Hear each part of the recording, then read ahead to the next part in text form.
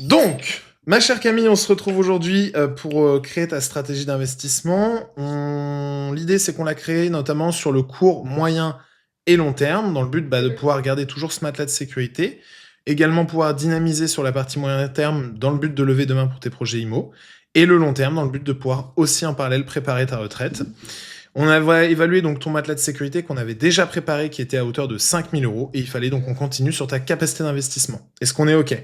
Maintenant, je vais résumer la stratégie. Donc, on va laisser 5 000 euros de ton matelas de sécurité sur ton court terme. Tout ce qui est au-delà, donc tu as 17 000 euros sur le court terme. Aujourd'hui, tout ce qui est au-delà de ces 5 000, on va venir donc le rediriger. Globalement, 12 000 euros. Ces 12 000 euros, on va donc mettre 70% sur le moyen terme, dans le but que tu puisses investir en immobilier, étant donné que tu m'as fait part de que tu veux investir sous moins de 5 ans. On va garder 30% de ces 12 000 euros sur le long terme pour commencer, étant donné que tu es très jeune, tu as la vingtaine, pouvoir avoir un complément de revenu arrivé à la retraite. Et enfin, on va donc garder, donc pour ça, cette redirection de capitaux. On va également sur ta capacité d'épargne mensuelle de 250 euros par mois. On va mettre seulement 20% sur ton court terme parce que ton matelas de sécurité est déjà atteint. 40% dans ton moyen terme dans le but de toujours aller augmenter ses capitaux disponibles pour cet investissement IMO.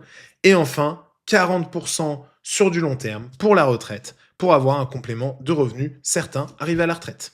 Est-ce qu'on est d'accord sur ces objectifs-là?